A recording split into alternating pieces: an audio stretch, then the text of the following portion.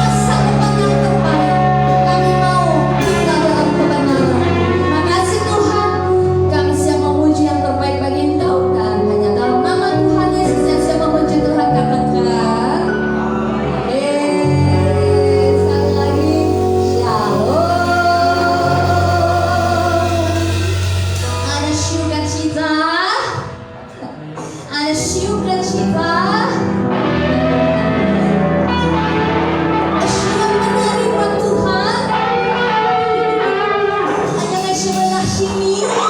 Siap menerima Tuhan. Anak ke sebelah sana. Siap menerima Tuhan. Oke. Bukan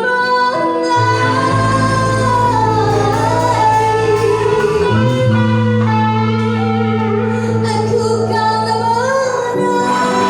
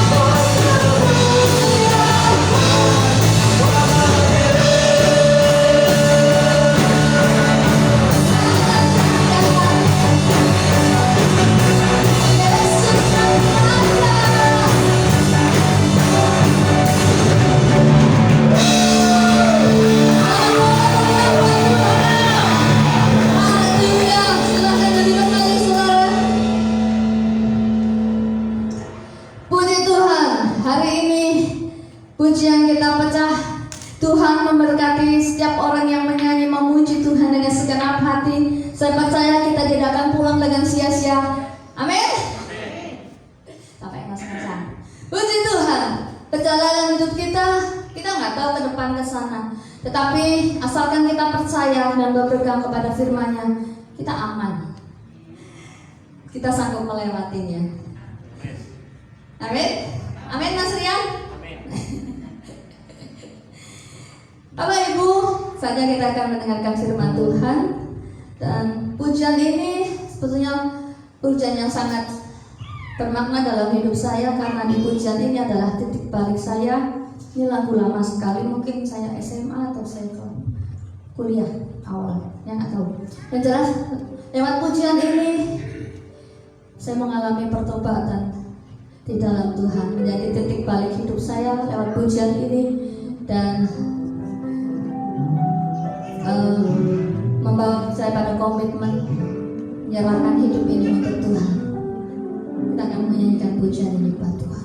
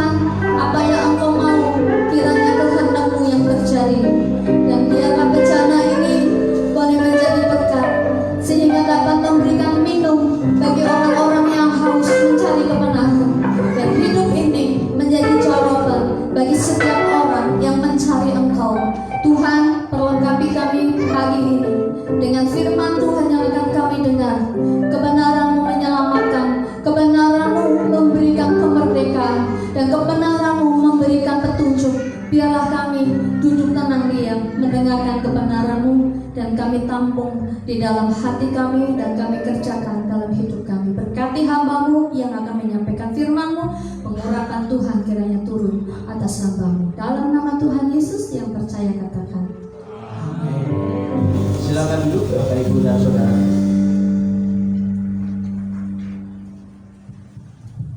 Shalom. Shalom. Shalom. Selamat pagi. Puji Tuhan Bapak Ibu yang dikasih Tuhan. Semuanya sehat? Haleluya, haleluya.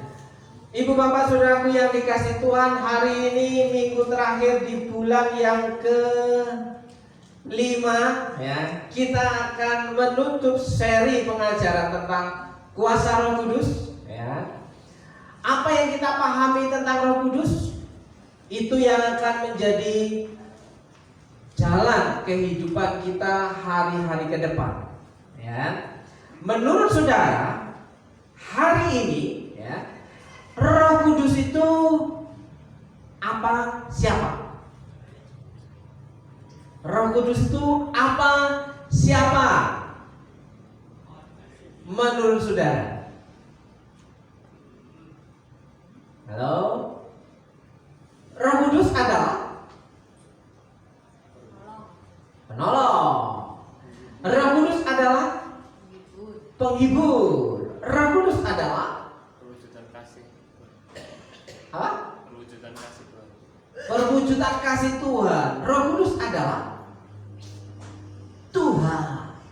Roh Kudus adalah Roh Kudus. Roh Kudus. Ya, saudara yang dikasih Tuhan, Roh Kudus itu Jesus Unlimited. Pakai bahasa keren dikit. Apa itu Jesus Unlimited ya? Roh Kudus itu adalah kepanjangan daripada Yesus Tuhan yang tak terbatas. Percayakah saudara bahwa Tuhan itu maha hadir? Amin. Tuhan itu kuasanya tidak terbatas. Amin. Nah, ketika Tuhan Yesus yang hadir di dunia ya, itu tidak bisa menjangkau semua orang karena keterbatasan Yesus sebagai manusia pada waktu lahir. Makanya Tuhan Yesus harus mati, harus bangkit dari antara orang mati, dan harus naik ke surga. Supaya apa? Yesus Tuhan yang berkuasa, yang maha hadir itu tetap konsisten. Katakan konsisten. Jesus Unlimited itu Yesus yang tidak terbatas kuasanya, menyertai saudara sampai senantiasa sampai pada akhir zaman. Masih ingatkah apa yang Tuhan Yesus amanatkan dalam Matius 28 ayat yang terakhir? Aku menyertai kamu sampai pada akhir zaman. Bukankah Tuhan Yesus pernah berkata sebelum Tuhan Yesus ya, di hari-hari terakhirnya dia mengatakan, memberikan wasiat, pergilah, jadikanlah semua bangsa muridku, dan baptislah mereka dalam nama Bapa, Anak, dan Roh Kudus ya. Dan ajarlah mereka tentang apa? Yang Tuhan sudah tanamkan dalam kehidupan para murid, saudara. Dan kalimat terakhir, dan aku menyertai kamu sampai pada akhir zaman. Bukan aku menyertai kamu saja, aku senantiasa menyertai kamu sampai pada akhir zaman. Nah, saudaraku yang dikasih Tuhan, ayat ini bisa tergenapi kalau Yesus naik ke surga. Supaya apa?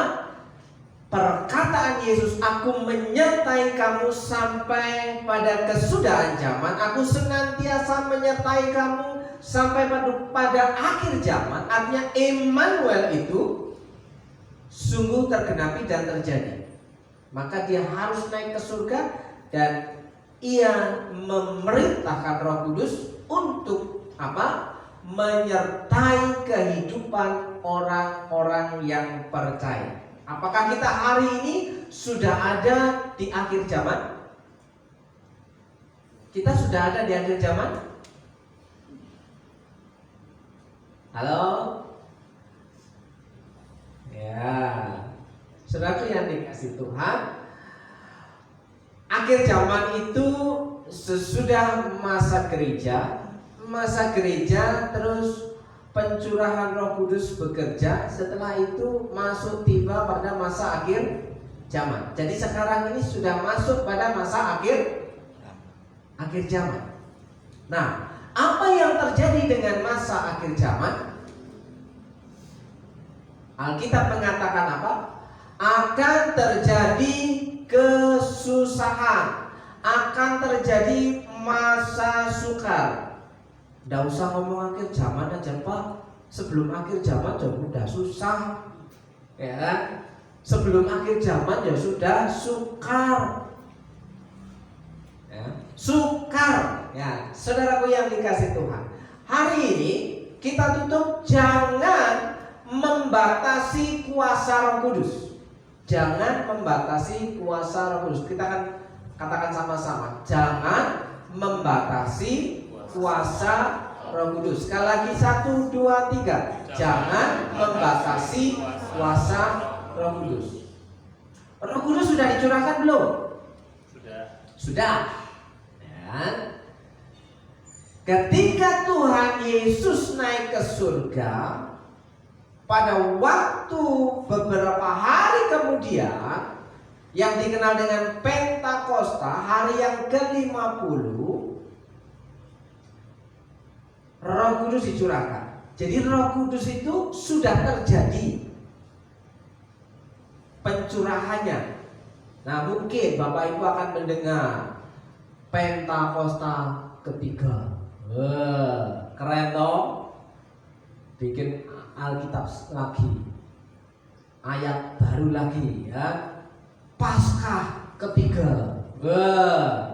Hati-hati Bapak Ibu istilah-istilah yang terlalu keren dalam kekristenan, dalam gereja, ya. Banyak orang yang memberikan istilah, oh, kita masuk pada Pentakosta ketiga. Nanti muncul Pentakosta keempat, Pentakosta kelima, ya, Pentakosta keenam. Saudaraku yang dikasih Tuhan, kita tidak perlu mempermasalahkan atau menghiraukan tentang soal periode ketiga, keempat, kelima. Yang penting hari ini, apakah kehidupan kita yang sudah dimantraikan dengan Roh Kudus itu, hidup kita dipimpin oleh Roh Kudus, ya, dipimpin oleh Roh Kudus, ya. Tiap langkahku diatur oleh Tuhan. Itu nyanyinya enak sekali, ya. Datangan kasih-Nya memimpinku. Terus di tengah gelombang dunia menakutkan. Apakah hari-hari ini situasi ekonomi, kondisi, ya, pekerjaan kita, keluarga kita terasa menakutkan dan mengkhawatirkan? Nyanyikan lagu ini. Dalam langkahku diatur oleh Tuhan, datangan kasih-Nya memimpinku. Siapkah kita dipimpin oleh Tuhan, diatur oleh, dituntun oleh Tuhan? Ya, itu namanya hidup yang dipimpin oleh Roh Kudus. Ketika Roh Kudus mengajak kita, ayo ibadah, ayo, ya. Responnya kan jelas. Kalau hidup kita dipimpin Roh Kudus, dituntun oleh Roh Kudus, ketika tangan kita digandeng oleh Roh Kudus, ayo ibadah, kita jawabnya Ayo, ya kan? Ayo istirahat. Kita jawabnya, ayo. Ayo kita kerja. Kita jawabnya, Iya. sedang ngopi dhisik. Nah, saudara yang dikasih itu yang namanya hidup yang dipimpin oleh Roh Kudus. Maka hari ini, minggu terakhir ini, jangan membatasi kuasa Roh Kudus.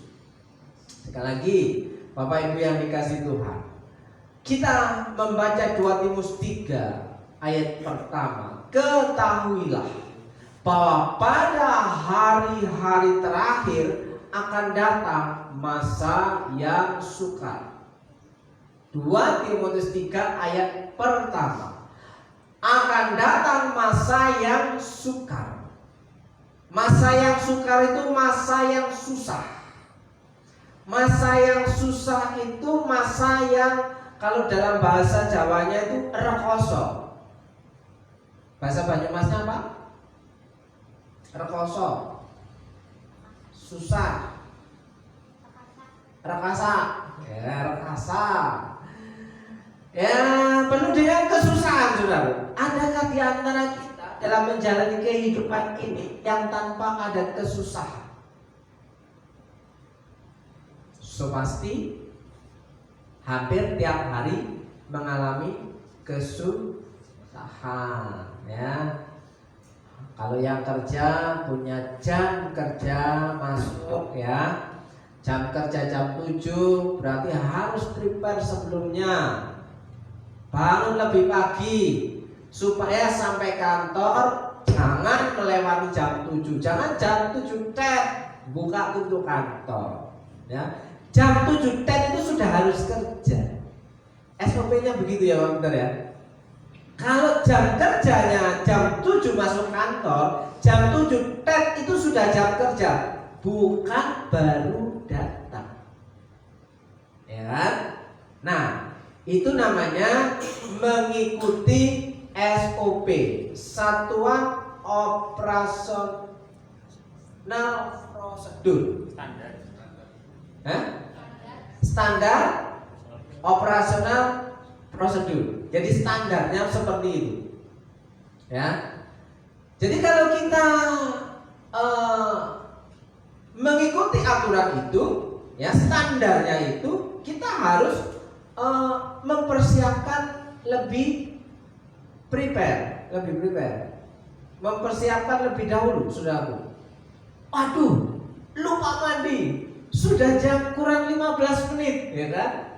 Ada yang seperti itu ketika nggak usah yang kerja, yang masuk kuliah, yang masuk sekolah, ketiduran, ya kan? Pas jam masuk kuliah, ya. Yang penting kalau Pak Mata yang pojok ini kena basah air dikit, ya kan? Masuk kuliah, ya. Tapi kalau orang kerja gimana? Apakah cukup dengan membasahi air di pinggir matanya saja? Kira-kira pastinya kalau itu terjadi tiap-tiap hari, saudaraku, kita akan terbiasa untuk bangun pagi. Kalau saudara biasa jam waker jam 4 atau jam 3 atau jam 5, saudara akan terbangun. Selama 1 minggu saudara berturut-turut mengikuti standar operasional prosedur, jam waker saudara setel jam 5, saudara tiap-tiap hari akan bangun jam 5 pagi. Minggu depan sudah otomatis. Tapi kalau minggu depannya dikacaukan lagi karena hari libur, jadi oke lah bangun siang lagi, maka akan kacau lagi, saudara yang dikasih Tuhan. Begitu siklus kehidupan kita. Nah, masa yang sukar, masa yang susah, rekoso, rekasa, ya, itu artinya kita melakukan tiap-tiap hari penuh dengan kesukaran, kesusahan yang dimaksud dalam pendeta. Bukankah itu sudah menjadi, ya, nubuatan dalam Alkitab, dalam Kejadian? Ketika Adam jatuh dalam dosa, ketika tadinya melakukan pelanggaran pertama, dia diusir oleh Allah dari Taman Eden dengan satu perkataan, kamu akan mencari makan dengan berjerih lelah, dengan berkeringat. Yang tadinya sebelum jatuh dalam dosa, Adam dan Hawa itu enak banget uripe, orang kasa. Kenapa? Karena semua sudah di-prepare sama Tuhan. Ya. Di Taman Eden itu seluruh tanaman buah-buahan yang berbiji. Berbiji atau tidak berbiji? Menurut saudara, tanaman yang ada di Taman Eden buahnya berbiji apa tidak berbiji? Berbiji. Berbiji. Karena tanaman yang tidak berbiji buahnya itu muncul setelah modern, melalui lab, bibit-bibit unggul baru, semangka tidak berbiji, jambu tidak berbiji, ya kan? Jagung gitu. Jagung. Halo, menyesatkan sekali. Ya kan? Nah, saudara yang dikatakan itu enak. Ya, saya bayangin ketika Adam dan Hawa sebelum jatuh dalam dosa selalu bercakap-cakap komunikasi dengan Allah Bapa, ya, pengen makan jambu, makan jambu tinggal petik, buahnya pasti besar-besar, ya. Pengen makan anggur, ya, anggurnya besar-besar dan tentunya manis, ya. Pengen makan apa lagi? Salad. Nah, kalau salad sekarang sepet-sepet karena belum matang.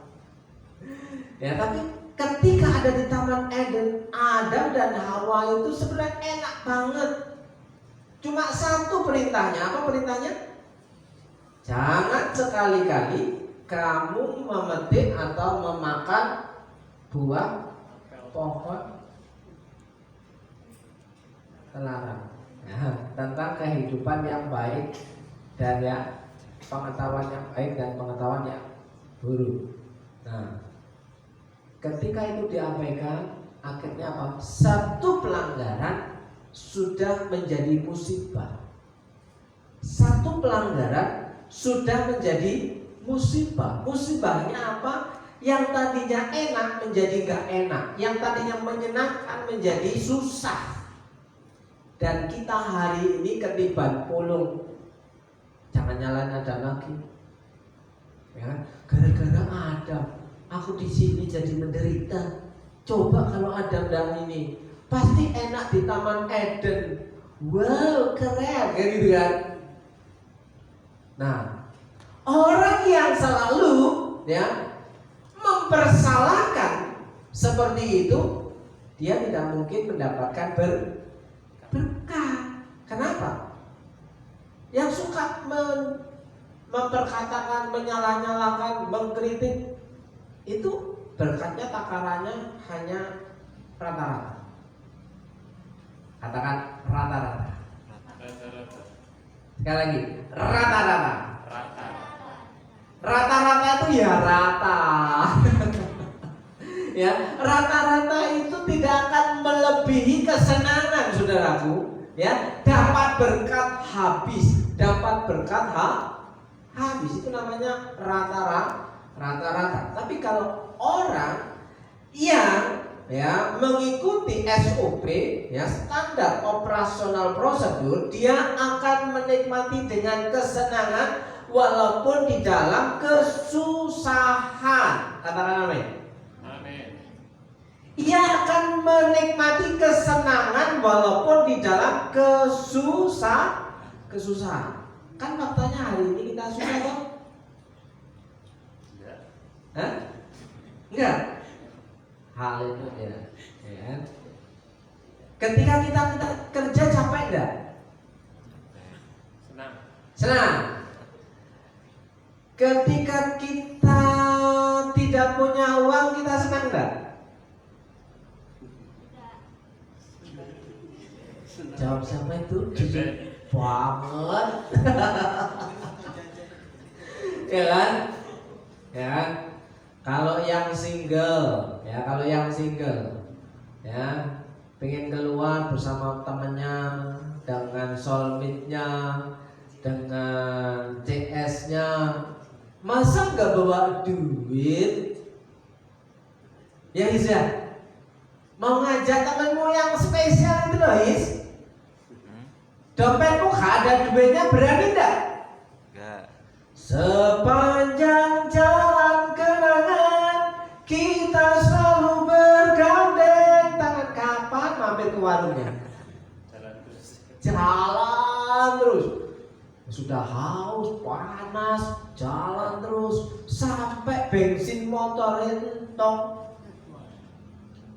Dorong di. Nah apa Mas? Ada didit. Iris lah. Iya, gitu kan? Susah nggak? Susah. Nah, saudaraku, ketika dikatakan masa akhir zaman, ya, pada hari-hari terakhir akan datang masa yang sukar, itu akan terjadi tiap-tiap hari. Kecuali orang-orang yang hidupnya dipegang tangannya atau dituntun oleh Roh Kudus, walau melewati kesusahan, melewati penderitaan, melewati sakit penyakit, melewati apa lagi? Radidit, ya. Melewati apa lagi? Ketika waktu nunggu-nunggu panggilan kerja, gak datang-datang, melewati apa lagi? Pengen kuliah, melewati apa lagi? Wah, nunggu bayar anak sekolah, melewati apa lagi? Kapan aku pensiun ya Bia? Kapan aku pensiun? Dari muda aku sudah kerja keras. Ini aku umur sudah tua, harusnya aku sudah menikmati masa-masa pensiun. Tapi ketika hari ini kita masih mampu bekerja, bersyukurlah. Di masa yang sukar, orang bisa kuat kalau hidupnya tidak membatasi kuasa Roh Kudus. Ya kan? Hari ini ciri-ciri manusia akhir zaman, saudara yang dikasih Tuhan, supaya kita mengenali diri kita, siapa kita sesungguhnya. Kenapa Roh Kudus itu tidak bisa bekerja seluas-luasnya dalam kehidupan kita? Kenapa Tuhan tidak bisa memberkati kehidupan kita? Kenapa Tuhan tidak bisa mempromosikan kehidupan kita? Karena kebanyakan orang yang mengaku Kristen membatasi kuasa Roh Kudus. Maka yang perlu kita tahu, kita kenali ciri-ciri manusia akhir zaman. Kita lanjut, saudaraku yang dikasih Tuhan. 2 Timotius pasal yang ketiga ayat 1. Ya, ketahuilah bahwa pada hari-hari terakhir akan datang masa yang sukar. Ya, ciri-ciri akhir zaman, manusia akhir zaman ada di ayat yang kedua.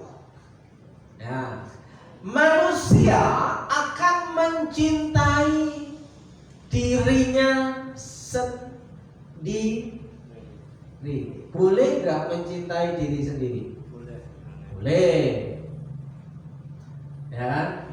Tapi ayat ini yang sesungguhnya orang yang terlalu berfokus kepada dirinya sendiri. Ciri-ciri manusia akhir zaman. Dan menjadi hamba uang. Semua orientasinya adalah uang. Siapa yang gak butuh uang? Ada yang gak butuh uang? Ada yang butuh uang? Butuh. Ya. Siapa yang gak butuh uang? Semua manusia yang hidup di Purwokerto ini butuh uang. Tapi bukan hamba uang. Apakah kita termasuk hamba uang? Apa butuh uang? Di mana bedanya? Ya, di mana bedanya? Apakah kita orang yang membutuhkan uang sebagai sarana untuk kita membangun kehidupan kita bersama dengan keluarga, bersama dengan orang lain, atau kita itu hamba uang?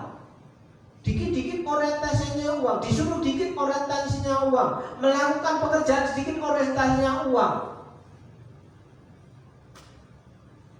Ya, itu hamba uang. Kapan waktunya kita bisa merdeka?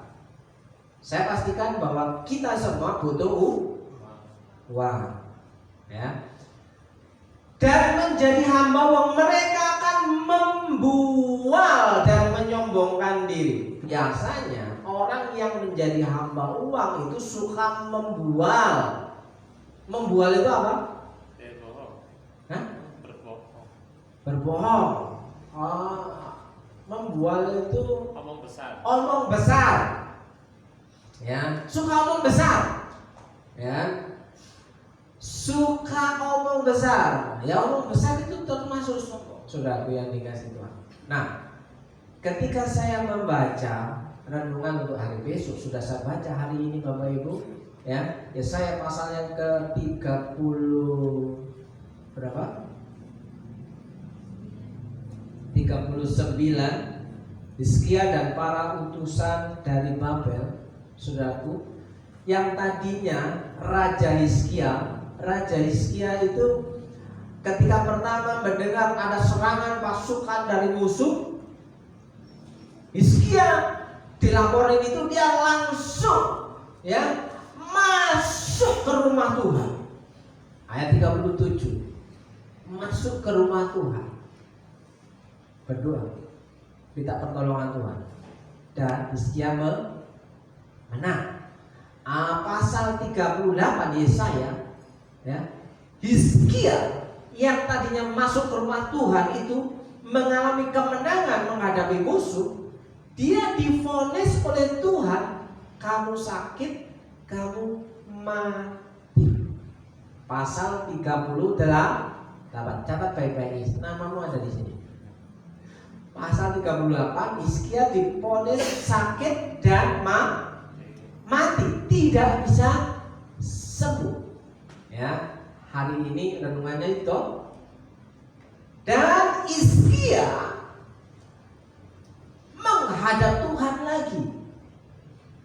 Tuhan, mau ingat aku sudah melakukannya dengan tulus. Orang yang tulus bisa sakit? Bisa.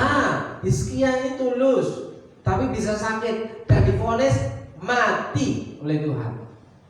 Kasih tahu Hizkia, kalau kamu mati, tidak sembuh, naik banding Hizkia.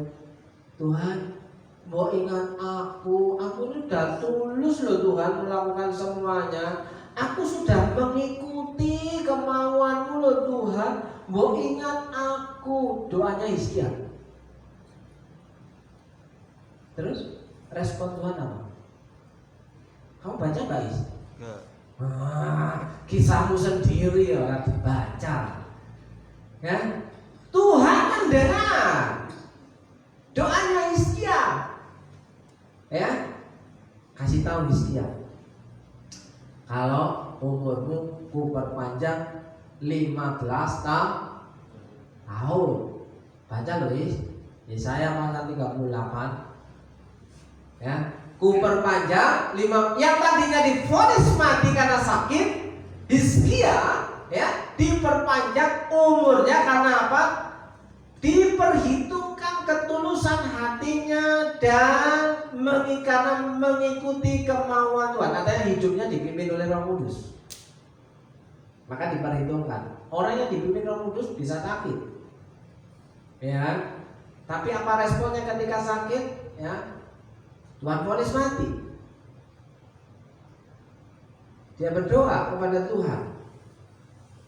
Tuhan, mau ingat aku sih. Gak usah panjang-panjang, muter keliling dunia doanya. Ya kan? Tuhan itu paling mengerti bahasa, ya kan? Tuhan, kau ingat aku. Kata Tuhan paham. Amin. Loh iya, Tuhan paham. Walaupun kita, Tuhan berat hari ini, paham Tuhan. Di situ Tuhan mengerti. Oke, umurmu kuperpanjang 15 tahun ke depan. Tapi apa yang terjadi pada pasal 39 Yesaya? Ketika utusan dari Babel datang untuk menjenguk Hizkia, apa yang dilakukan Hizkia?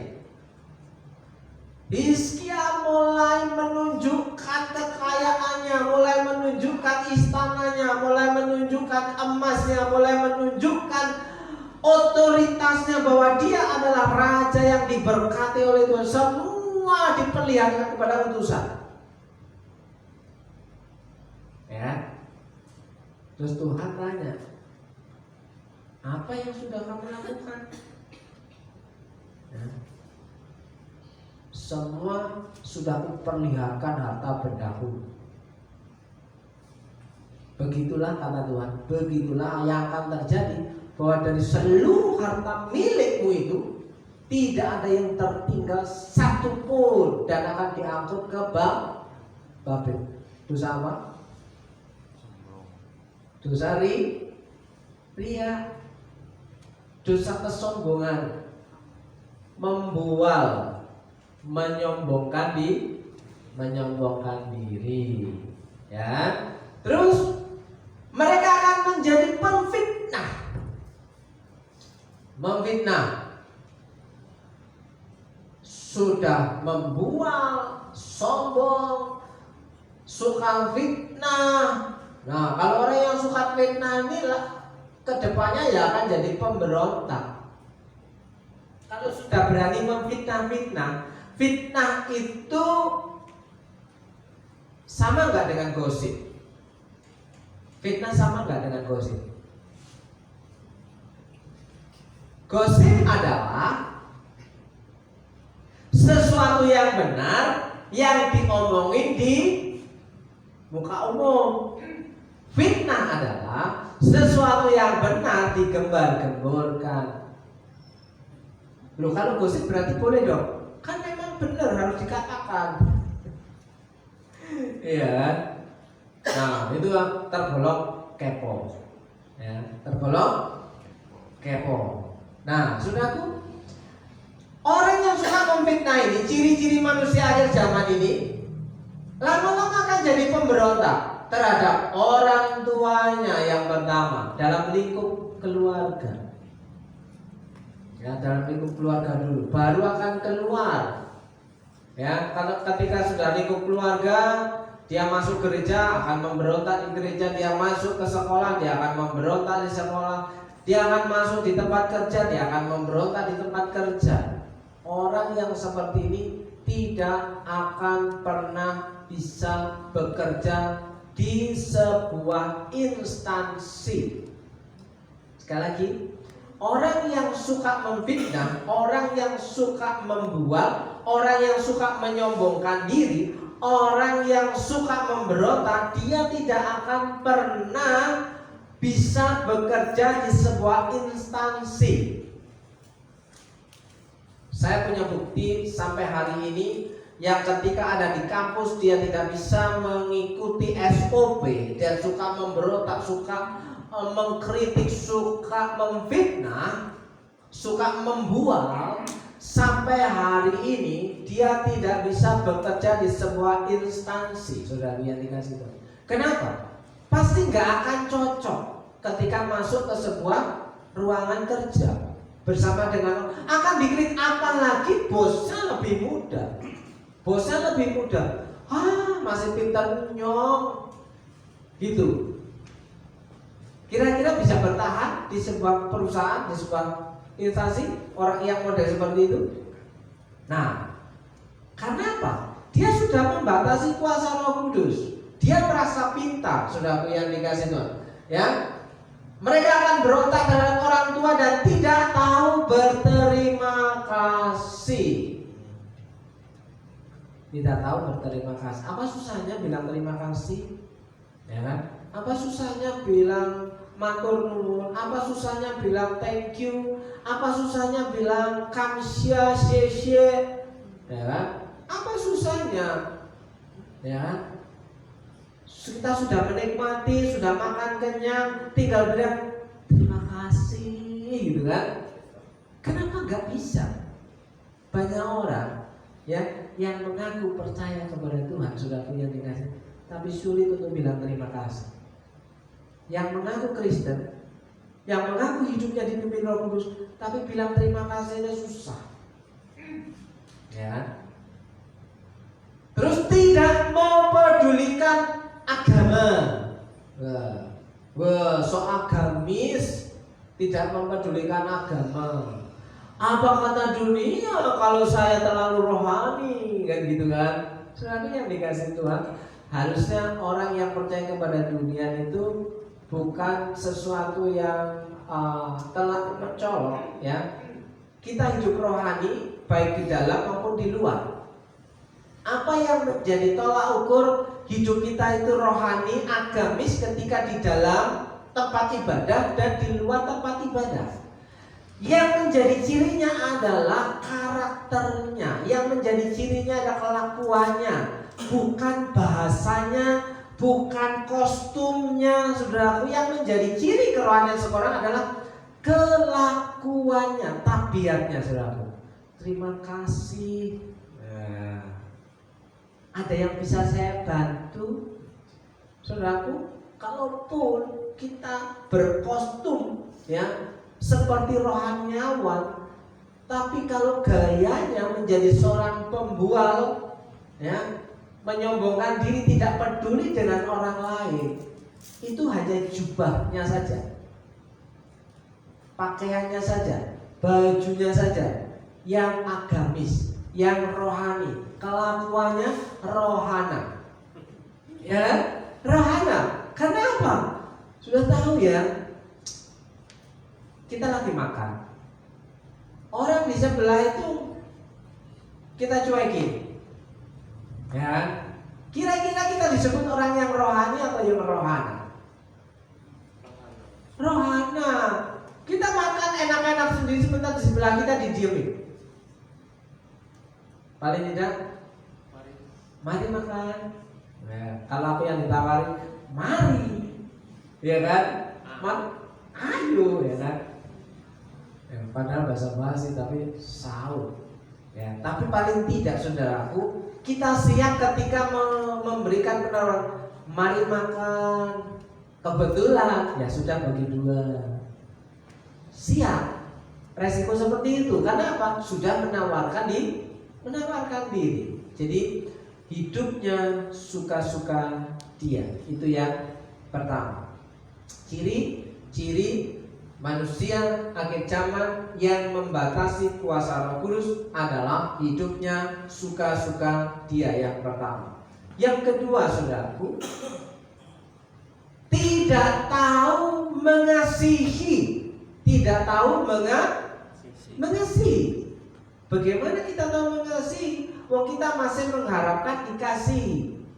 Ya. Paham cara kerja vacuum cleaner? Vacuum cleaner. Cara kerjanya apa? Nyedot. Ya, itu cara kerja vacuum cleaner. Cara kerjanya nyedot. Tapi kalau cara kerjanya spray,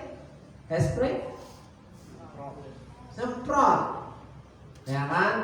Nah, kita termasuk vacuum cleaner atau termasuk spray?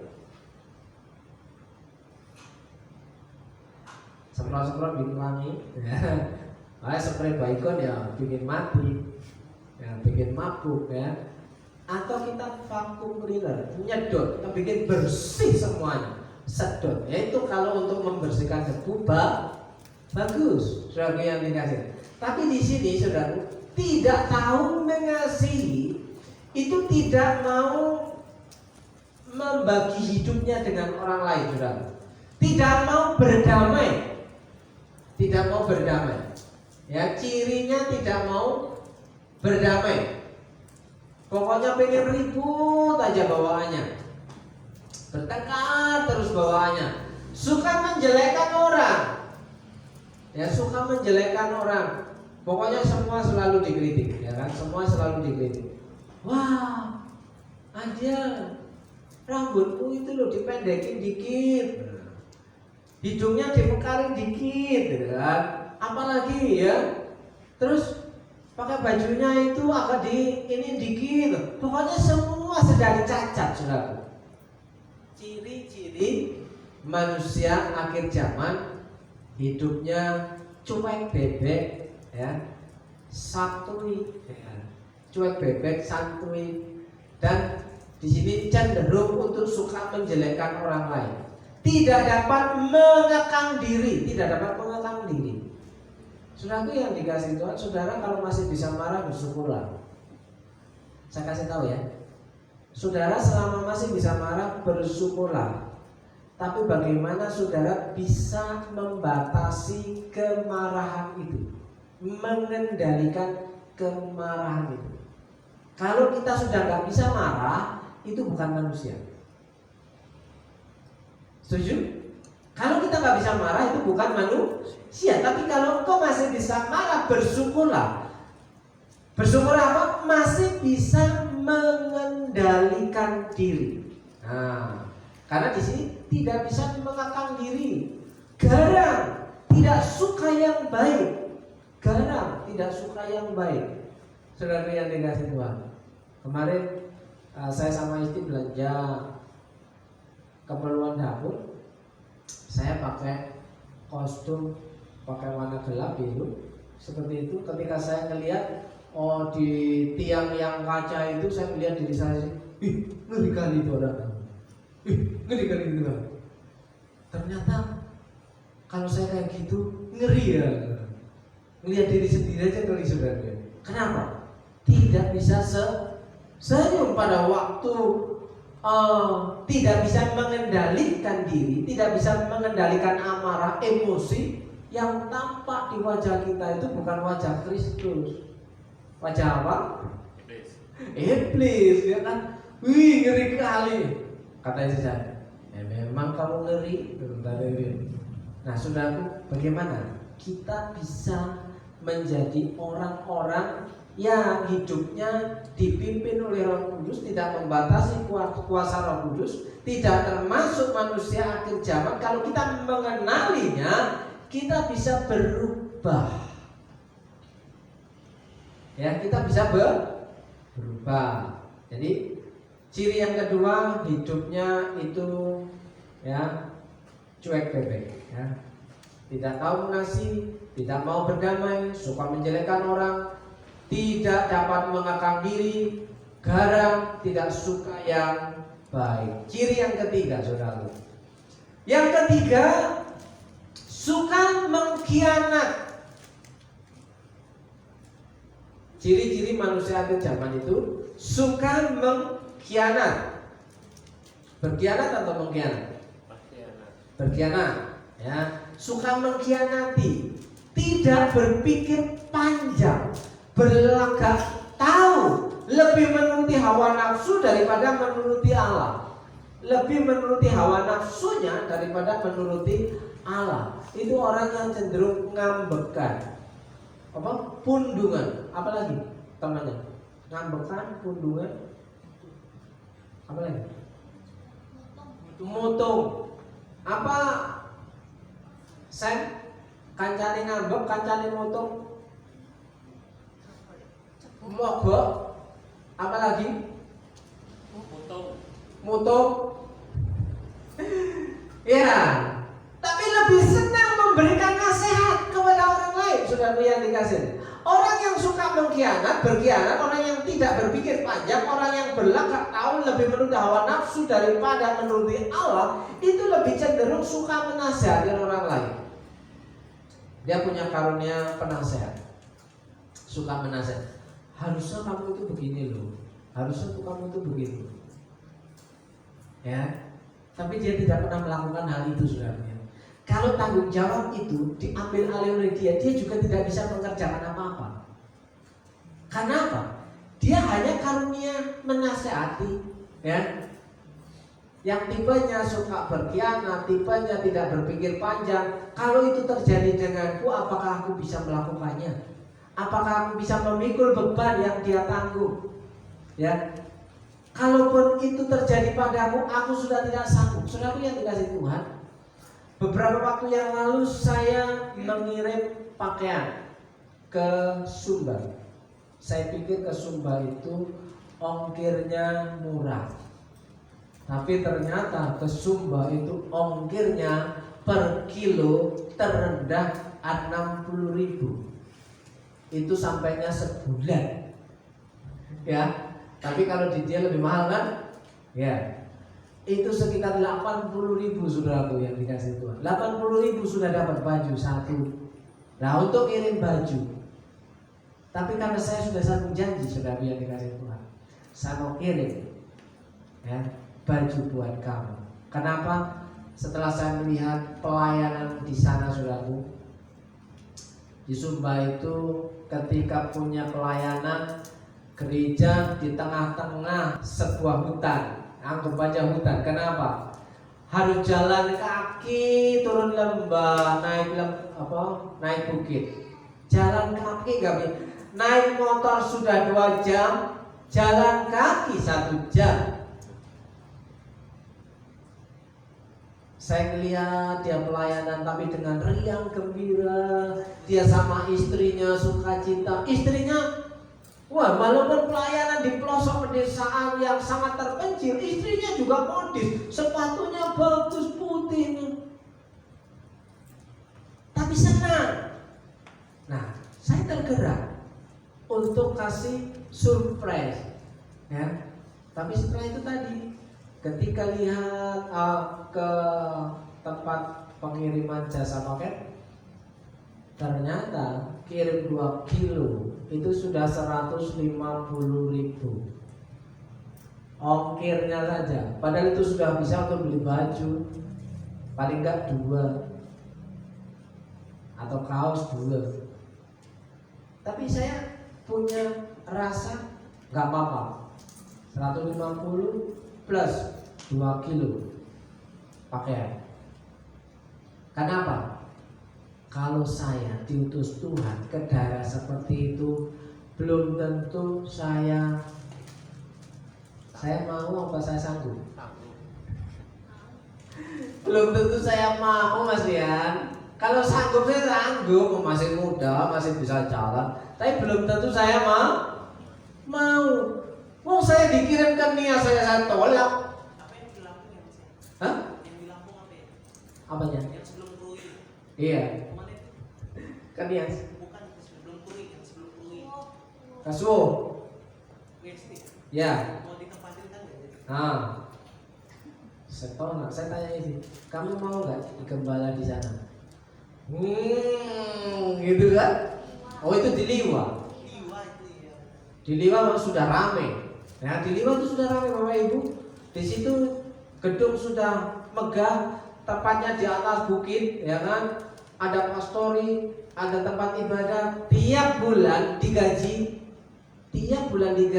Setiap ada program tinggal mengajukan proposal cair. Ditawarkan seperti itu. Aku tanya itu, kamu mau nggak? Karena aku ikut kamu untuk di Bandar Lampung, bukan di Liwa. Ya kan? Belum tentu saya mau. Apalagi ke daerah pelosok seperti saya. Ya. Saya masih ingat ketika saya diutus ke Nias, karena saya tahu saya sulit untuk belajar bahasa Nias. Paling tidak bisa menerka-nerka orang ngomong pakai bahasa Nias. Ya. Karena apa? Gak bisa saya tafsir. Kalau bahasa Batak saya bisa tafsir. Masih bisa paham cara ngomongnya, di akal, di rasio saya masih bisa nyambung. Tapi kalau dengan bahasa Nias saya gak nyambung belas. Saya tolak sama ketua PK 4 ya. 1 bulan saya didiemin. 1 bulan didiemin, kenapa? Gak diutus-utus. Ya, kenapa? Sudah melawan. Ya. So saya maunya ke Aceh kok. Kalau bahasa Aceh kan masih bahasa Melayu, masih bisa saya. Nah, karena pengalaman teman saya ketika di Nias, orang Jawa diutus ke Nias, dia pasca tsunami 1 tahun, saudara yang dikasih Tuhan. Ketika masuk Nias, dia membawa alat-alat pertanian, bibit-bibit pertanian, dan dia kasih contoh bagaimana cara menanam, mencampur. Dia kasih contoh semuanya, saudara. Karena budaya di Nias bukan bertani palawija, tapi bertani tanaman keras, ya kan? Benar nggak? Tanam karet, duren seperti itu, yang cuma tinggal ngambil buahnya, ya, dan pelihara babi, ya kan? Yang kayak kecil-kecil itu enggak, ya.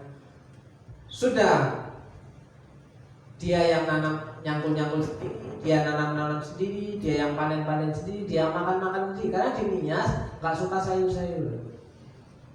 Sayurannya itu dimakan untuk babi. Itu pengalaman yang pertama. Pengalaman yang kedua, saudara yang dia ibadah, ya, pakai bahasa Indonesia, khotbah 1 jam. Selesai ibadah, dia tanya, ternyata apa yang terjadi? Gak ada yang bisa bahasa Indonesia. Roaming dong. Pengalaman. Makanya saya sudah perhitungkan, pasti yang terjadi akan seperti itu. Makanya saya gak mau, ya kan? 2 bulan ini ya seperti itu, harus belajar bahasa. Roaming saya, ya kan? Nah, apakah saya termasuk seperti ini? Kan begitu tak? Nah, saudaraku yang dikasih, hanya diri kita yang tahu kapasitas kita. Apakah kita mau Tuhan? Saya digerakkan untuk pergi ke Aceh. Saya lebih kuat di situ, maka saya pergi ke Aceh, ya, daripada pergi ke Nias. Dan saya akhirnya apa? PK4 memberikan ACC. Ya sudahlah, kalau kamu memang mau pergi ke Aceh, sudah berangkatlah. Akhirnya di ACC juga sudah setuju berangkat dengan ya 2005 saya ada di Aceh pasca tsunami 1 tahun. Iya, ceritanya nanti ya. Yang terakhir, saudara yang dikasihi Tuhan. Secara lahiriah mereka menjalankan ibadah mereka, tetapi pada hakikatnya mereka memungkiri kekuatannya. Jadi ciri-ciri manusia akhir zaman itu secara lahiriah mereka menjalankan ibadah, tetapi pada hakikatnya mereka memungkiri kekuatannya. Artinya apa? Sepertinya rohani, saudara. Sepertinya orang baik-baik, sepertinya agamis, tapi itu tampak hanya secara lahiriah. Dan Alkitab katakan apa? Jauhilah mereka itu, hindari. Kalau orang yang terlalu sombong rohani, sok rohani, terlalu agamis, Alkitab bilang jauhilah mereka itu, karena mereka itu munafik, saudara. Tidak menjadi dirinya yang sesungguhnya. Paham? Tidak menjadi dirinya sesungguhnya. Jadi tergantung apa kata orang. Kalau kata orang baik, saya akan lakukan baik. Tidak berani menjadi diri sendiri. Ini loh saya. Ya. Saya pakai ini sudah bertahun-tahun. Ya. Banyak yang mengecam. Wah, Pak Dalan, ini loh. Sampai berapa kuat kamu akan ngomongin saya bahwa saya pencitraan. Saya masih konsisten pakai ini, ya. Saya masih konsisten sudah. Tapi akhir-akhir ini banyak pendeta-pendeta yang meniru gaya saya, ya. Pakai udeng, pakai ini. Di gereja juga sudah mulai berbahagia rias semuanya, ya.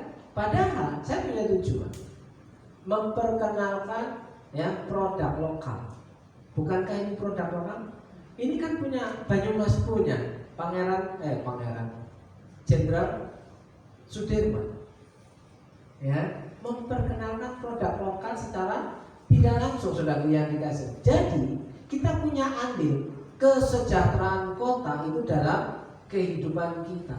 Kalau saya pakai jas terus, ya kan? Pakai dasi, pakai jas, apalagi sudah pakai hem, pakai jas, nggak kelihatan hem kita mahal. Iya tuh. Nah, kita gantilah, ya. Sebombongnya kita suka kayak ini, ya kan? Kita suka kayak ini. Nah, itu namanya apa? Menjadi diri yang sesungguhnya, yang Tuhan mau bagaimana kita jadi berkat bagi orang ini. Maka ciri yang terakhir, orang-orang yang menjadi ciri-ciri manusia akhir zaman sepertinya orang baik, padahal bukan orang baik-baik. Sekali lagi, ya, ciri-ciri manusia akhir zaman sepertinya orang baik, tapi bukan orang baik-baik. Bapak Ibu silahkan buktikan ketika Bapak Ibu di pasar, Bapak Ibu di toko, Bapak Ibu di jalan. Justru orang yang kelakuannya baik, sopan dan santun itu orang yang biasa-biasa. Paham? Orang yang pakai seragam, orang yang pakai pakaian bagus, yang necis, takut kotor. Iya. Apalagi disuruh bantu, ya, disuruh bantu, nggak mungkin tergerak hatinya untuk bantu, ya. Nah, Bapak Ibu yang dikasih Tuhan, kita termasuk bagian yang mana? Silakan Bapak Ibu renung-renungkan hidup saudara sendiri, ya. Karena hidup kita itu adalah pertanggungan jawab kepada Tuhan. Barang siapa orang yang membatasi kuasa Roh Kudus, hidupnya tidak mungkin menikmati kemurahan demi kemurahan, keberuntungan demi keberuntungan yang diberikan Tuhan. Karena anugerah itu adalah keberuntungan, anugerah itu adalah pemberian terbaik dari surga. Anugerah itu kasih Allah yang tidak perlu modal dan bayar, saudara. Tapi kita bisa menikmatinya. Orang-orang yang hidupnya dipimpin, dikuasai oleh Roh Kudus dan tidak membatasi kuasa Roh Kudus, dia akan menikmati hidup bersama dengan Tuhan. Amin. Mari kita bersama dulu sejenak. Silakan Bapak Ibu merenungkan pemain musik yang singkat. Silakan maju ke depan.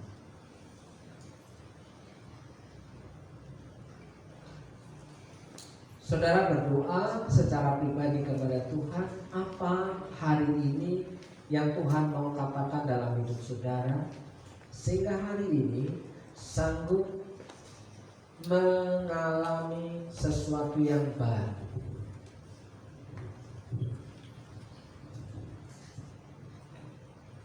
Firman Tuhan yang kita dengar hari ini memampukan untuk kita mengalami kehidupan yang berubah.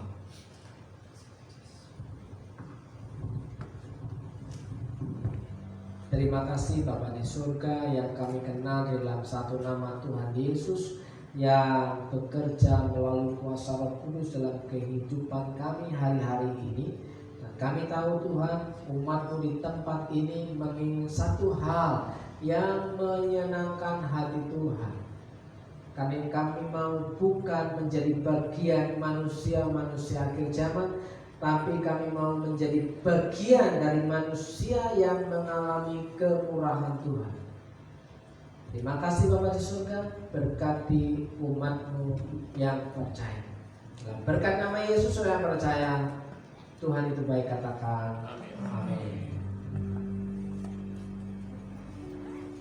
Puji Tuhan, kita sudah mendengar firman Tuhan dan diberkati karenanya. Saatnya kita akan memberikan persembahan yang terbaik untuk pekerjaan Tuhan.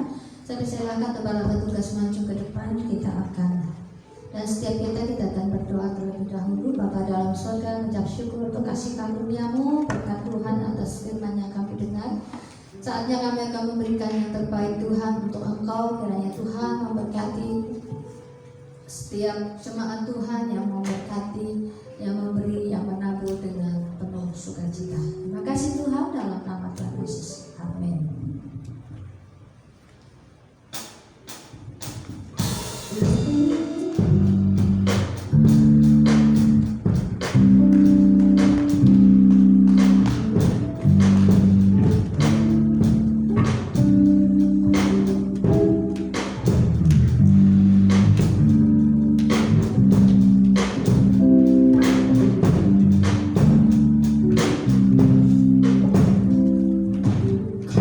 Datang ya Bapa dalam kerinduan,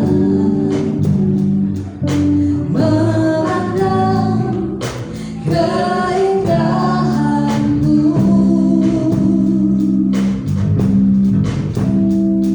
Ku berikan segalanya, semuanya yang ada. Ku ingin menyenangkan hati-Mu, oh Tuhan. Jadikan aku indah, yang Kau pandang mulia. Seluruh karya-Mu di dalam hidupku, ajarku berharap hanya kepadamu. Taat dan setia, silakan kepadamu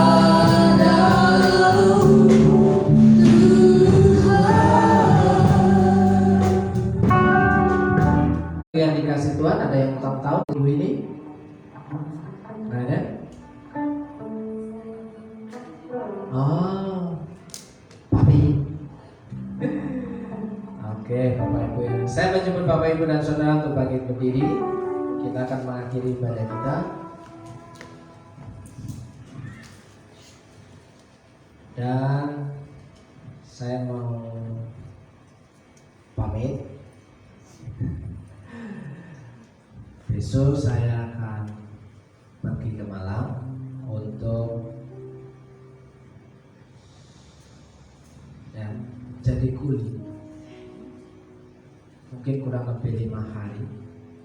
Kenapa? Apa masalahnya? Rumah orang tua saya ambruk dapurnya. Jadi mau nggak mau saya harus pulang dengan kondisi orang tua yang tidak punya apa-apa.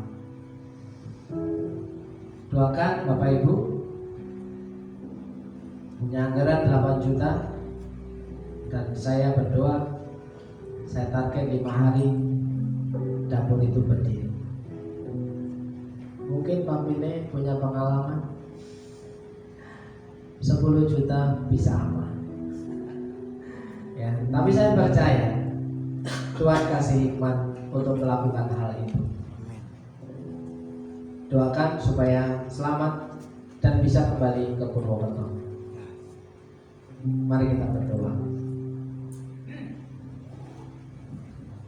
Bapa di surga, kami mengucap syukur buat kebaikan-Mu sampai hari ini. Kau Allah yang baik, Allah yang berkuasa, Allah yang penuh rahmat, dan kami tahu hidup kami ada dalam genggaman tangan Tuhan. Berkati umat Tuhan yang hari ini beribadah. Berkati umat Tuhan yang sudah mendengar, melihat melalui channel YouTube maupun Facebook. Kiranya berkat itu terjadi dalam kehidupan saudara. Dalam berkat nama Yesus. Saudaraku yang dikasih Tuhan, maka kita menerima berkat Tuhan.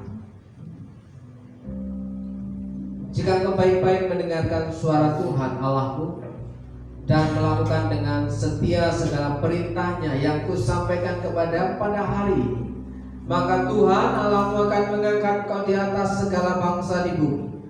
Segala berkat ini akan datang kepadamu dan menjadi bagianmu jika engkau mendengarkan suara Tuhan Allahmu Dalam berkat nama Yesus, Tuhan memberkati engkau dan melindungi engkau. Tuhan menyinari engkau dengan wajah dan memberi engkau kasih karunia. Tuhan menghadapkan wajahnya kepadamu dan memberi engkau damai sejahtera.